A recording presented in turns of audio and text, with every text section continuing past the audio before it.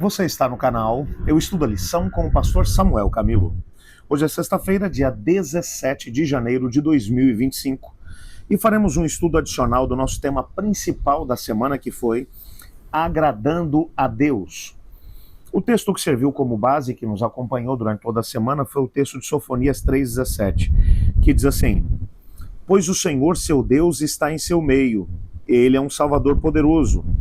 Ele se agradará de vocês com exultação e acalmará todos os seus medos com amor. Ele se alegrará em vocês com gritos de alegria. Um texto realmente muito interessante. E nessa semana tivemos a oportunidade de poder entender que o Senhor Deus está nos chamando para muito mais do que uma relação onde, quando a gente precisa de alguma coisa, a gente vai até Ele para poder dizer: Senhor, preciso de uma cura, preciso de dinheiro, preciso pagar as contas, preciso que o Senhor vá lá e mude aquele coração, aquele outro, essa situação, aquela, que o Senhor abra uma porta, enfim, aqueles pedidos que a gente costuma fazer para Ele. Tem gente que só busca a Deus, e eu fico muito preocupado quando vejo uma tendência que tem crescido tremendamente no mundo evangélico, quando você encontra campanhas para tudo, uma campanha para o dinheiro, uma campanha para a libertação, uma campanha... Aí o foco da pessoa para poder buscar a Deus é para alcançar dele alguma bênção. Quando, na verdade, o que a Bíblia vai trabalhar, do que é o que deve ser o grande foco do cristão, daquele que está buscando a Deus, é andar com Deus, é caminhar com Ele, é o prazer de caminhar com Ele.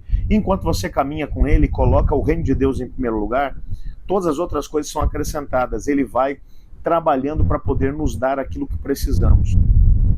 Hoje, nós teremos a oportunidade de fazer um estudo adicional, tendo como base o livro Desejo a Tuas Nações, nas páginas 536 e 537.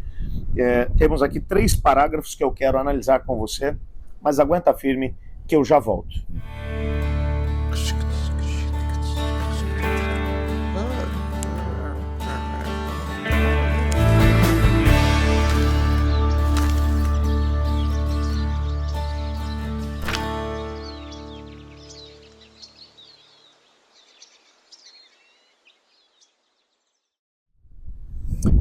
O primeiro parágrafo aqui do livro Desejo a Tuas Nações, na página 536, vai dizer o seguinte: O Senhor fica decepcionado quando o seu povo pensa que tem pouco valor. Deseja que sua herança escolhida seja avaliada segundo o preço que ele lhe deu. Deus a desejava, caso contrário, não enviaria seu filho em uma missão que custaria um preço tão alto a fim de redimi-la.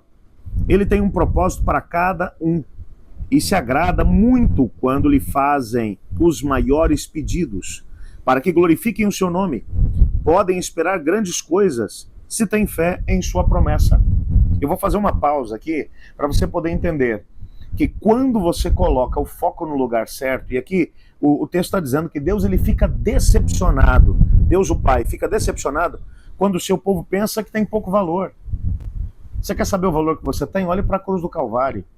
Se fosse por uma única pessoa, Jesus Cristo teria vindo e teria morrido, e o Pai e o Espírito Santo teriam feito absolutamente a mesma coisa para poder redimir a raça humana.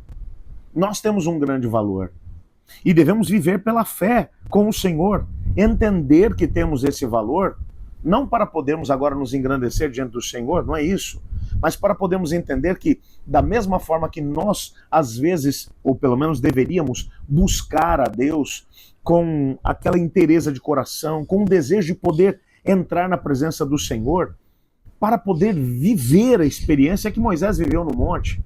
Você se lembra? Moisés estava na presença de Deus. E Êxodo 33 vai mencionar que ele já tinha feito 2 pedidos ao Senhor. Deus tinha dito: eu não vou mais com o povo, porque se eu for, eu vou destruir o povo no meio do caminho. Isso logo depois da experiência do bezerro de ouro. Moisés vai dizer: se o senhor não for, eu também não vou. E Deus vai olhar para ele e vai dizer: por tua causa eu vou, mas eu vou com você, eu não vou com o povo. E agora ele vai dizer de novo agora para Deus: Senhor, o povo é teu, não é meu, então eu preciso que o senhor vá com todos, inclusive com o teu povo. Deus vai dizer: tudo bem, eu vou com eles, mas eu vou por tua causa. E na sequência agora Moisés, ele percebe que está na presença do Senhor, e que se ele quisesse alguma coisa, ele podia pedir do Senhor. E ele, o que você pediria se você estivesse na presença de Deus igual Moisés estava? Quais seriam os pedidos que você faria? Ah, Senhor, eu preciso de quê? Do que você pediria para ele? Sabe o que Moisés pediu? Moisés disse, eu quero ver a tua glória. Existem muitas discussões sobre o que é que isso significa, mas na prática Moisés estava pedindo para poder ver o rosto de Deus. A relação que eles estavam vivendo era uma relação tão intensa que ele vai dizer agora, Senhor, eu quero ver teu rosto, eu quero ver tua face. E é nessa perspectiva que a Sherry White está dizendo aqui, Deus se agrada quando nós estamos numa relação de intimidade com Ele e pedimos grandes coisas. É claro que a nossa relação com Ele não deve ser baseada exclusivamente nos pedidos, mas deve ser baseada numa relação de parceria, de amizade. O segundo parágrafo vai dizer, no entanto, orar em nome de Jesus significa muito. Quer dizer que aceitamos o seu caráter, revelamos as suas atitudes e fazemos as suas obras. E mais do que isso, ele salva as pessoas, não em pecado, mas do pecado. Aqueles que o amam mostrarão seu amor por meio da obediência a Deus. Aqui entra um aspecto interessante, que agora, lembra que eu mencionei durante toda essa semana, que esse relacionamento de se agradar de Deus e Deus se agradar de nós, é um relacionamento de mão dupla. O Senhor Deus, ele se agrada de nós, ele tem amor por nós, e ele espera que haja uma contrapartida nessa relação. E nessa perspectiva, quando nós oramos em nome de Jesus, nós estamos dizendo, eu quero viver como Jesus viveu. Como é que a gente pode viver dessa forma? Em termos de relacionamento com Deus, aquela mesma relação que Cristo tinha com o Pai, como é que a gente pode viver isso? Obedecendo a Jesus, é isso que o texto está dizendo. E no último parágrafo, ela vai dizer, se permitirmos, ele se identificará de tal forma com nossos pensamentos e propósitos, moldará de tal maneira nosso coração e mente, em conformidade com a sua vontade, que quando lhe obedecermos, estaremos apenas seguindo nossos próprios impulsos. Mediante a comunhão com Deus, o pecado se tornará abominável para nós. Eu acho fantástico esse texto. Sabe que existe uma diferença. Pecadores nós seremos até a vinda de Jesus, isso é um fato. Entretanto, quando nós olhamos para a forma como a Bíblia vai trabalhar essa ideia de ser pecador, João vai dizer que aquele que está em Cristo, ele não vive pecando. O que ele está dizendo? O pecado acaba se tornando mais um erro de objetivo, mais um tropeção no meio da caminhada, do que um ato contínuo, uma vida de pecado. Aquele que está andando com Deus vai sentir de maneira muito mais intensa a tristeza pelo pecado, porque sabe que o pecado separa de Deus, e aquilo que mais entristece uma pessoa que se acostumou a andar com Deus é quando ele sente que tem um distanciamento nessa relação. Não há nada que traga mais alegria a um ser humano do que andar com Deus. Quando isso acontece o que ela não está mencionando, o pecado vai se tornar mais abominável para nós. Por quê?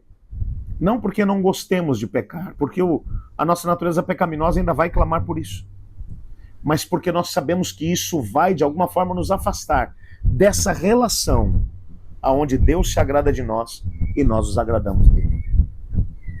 Faça desse pedido o pedido da sua vida a Deus. Senhor, me ajude a me agradar de Ti, assim como o Senhor se agrada de mim. Ore comigo. Obrigado, Pai, por Tua palavra e por sabermos que o Senhor nos ama. Por sabermos que o Senhor se agrada de nós. E nós queremos nos agradar do Senhor também, cada vez mais. Estreitar esses relacionamentos. Ajuda-nos a viver essa realidade, pois em nome de Jesus que oramos. Amém. Eu estudo a lição. E você?